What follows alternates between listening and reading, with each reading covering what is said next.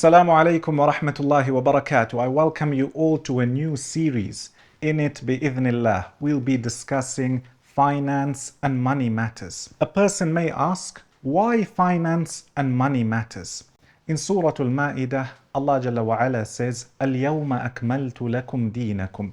Today, I have completed the religion for you. Umar ibn al-Khattab radiyallahu anhu says, I became extremely happy when this verse was revealed, so much so that I know exactly when it was revealed and where it was revealed. It was revealed in Makkah, in Hajjatul Wada', the farewell Hajj. This verse, many of us use it when arguing and debating with those who claim to bring new innovations in the religion. This is correct. However, it also means that if Islam is a complete religion, as we claim and as we believe it to be, then when it comes to contemporary issues, contemporary masail, there is some sort of guidance that's been given to us by Allah and His Messenger. When you look in the books of fiqh, you find that there is mention of purification, salah, zakah, fasting and hajj. These are all ibadat between a person and Allah. However, there's also a portion, there's also a chapter which speaks about kitabul buyu', buying and selling. So to answer the question, why finance and money matters, you'll find that this is generally the longest, if not the longest chapter in the books of hadith, as well as in the books of fiqh and jurisprudence. So much so, the longest verse in the Quran is speaking about money matters, known as Ayatul Dain or Ayatul Mudayana, towards the end of Surah Al-Baqarah. Allah Jalla wa Ala tells us that when two people lend or borrow money from one another, they should write it down. He then goes on to mention some of the rulings regarding their transaction. What does this show us? This shows us the importance of studying money matters. This also shows us that Islam, Allah and His Messenger have given us guidance when it comes to our trade, when it comes to our business, when it comes to buying and selling. After we've realized the importance of learning about money matters and wealth, a person may ask, how does a Muslim look at wealth? Because today you find those who chase wealth only because they want to become rich, because a person wants to boast, I have 1,000,000, I have 1,000,000,000, I have a Ferrari, etc. How does a Muslim look at wealth? What you'll find when you study these two different groups of people, as for the first person who's only chasing wealth because it's wealth, you find that his goal is material. His goal is the worldly life only. As for a Muslim, we look at wealth to be a wasila, a means of attaining the pleasure of Allah subhanahu wa ta'ala. So when you've got a Muslim who aspires to be wealthy, his intention should be that I will use my wealth as a means to attain the pleasure of Allah subhanahu wa ta'ala. Because as we know in the Quran, Allah Jalla wa Ala says, إِنَّمَا أَمْوَالُكُمْ وَأَوْلَادُكُمْ fitna. Wealth in and of itself, as well as children, worldly pleasures, are a fitna, a trial and tribulation for mankind. So as a Muslim, make sure your intention is correct when pursuing wealth. Make sure you use this wealth in a way that pleases Allah subhanahu wa ta'ala. The Messenger sallallahu alayhi wasallam, as we know, he was the best of creation. Allah Jalla wa Ala sent him to mankind as a rahmah lil alameen, a mercy to mankind. The Messenger sallallahu alayhi wasallam taught us everything when it comes to our ibadat, our acts of worship between ourselves and Allah. And because commerce and transactions, buying and selling, are so important, Allah decreed that the best of creation sallallahu alayhi wasallam, He Himself would buy and sell. He Himself would transact, and His transactions are recorded. So we, as His followers, can benefit from his teachings.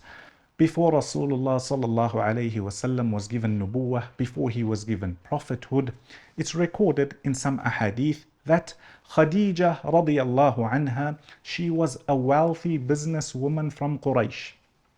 She would give her wealth to merchants who would go out either to Sham, towards the north of Mecca, or to other regions in order to trade. They would use her wealth, buy goods, and then sell at a profit. Whatever profit they came back with, she would then give them a wage, or she would give them a share in this profit. On one occasion, she chose Rasulullah sallallahu alayhi wasallam to go with her wealth in order to trade. She sent him with one of her workers. The Messenger sallallahu alayhi wasallam, on this journey, he went, and it's recorded that because he was so honest and he brought back a large profit, the worker who was with him, he got back to Khadija radiallahu anha and narrated to her what happened, how honest and upright he was. And some of the scholars mention this was one of the reasons why she wanted to get married to the Messenger sallallahu alaihi wasallam. In another hadith, it's recorded that one of the companions radiallahu anhu, he became bankrupt. He didn't have any wealth. So the Messenger sallallahu alaihi wasallam took one of his possessions and said, Man yazid, who will increase? I.e., he stood in the place of somebody who was auctioning off assets belonging to somebody else. This shows us the Messenger sallallahu alaihi wasallam bought and sold. And this, or in these ahadith, are lessons for his ummah. In a long hadith recorded in Sahih al-Bukhari, on one of the journeys, the Messenger sallallahu alaihi wasallam was with Jabir radiyallahu anhu. As you know, in the old days, they used to travel in what's called a caravan. A caravan at the time meant people would have camels and horses and donkeys, and they would travel together. Generally, those who had the best camels, the fastest of horses, would be in the front, and those whose animals were slightly weaker or older, they would be towards the back.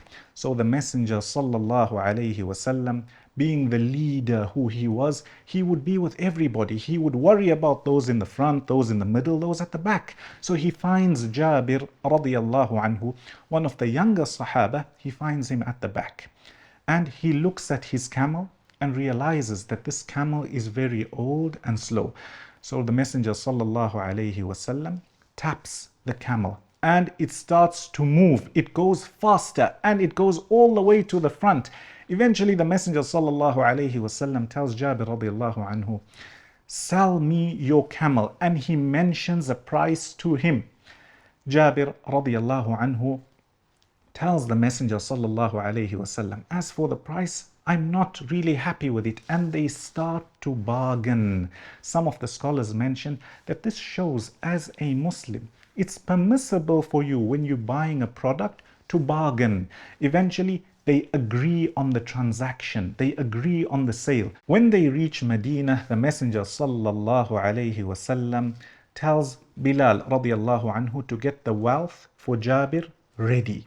He eventually gives him the fee agreed upon, and he also returns the camel to him. So Jabir radiallahu anhu is surprised. He tells Bilal, has the transaction been called off? And the Messenger sallallahu alaihi wasallam says, no, I didn't want to shortchange you of your camel. I didn't really want to buy it. I wanted to help you. So he gives him back his camel as well as the wealth.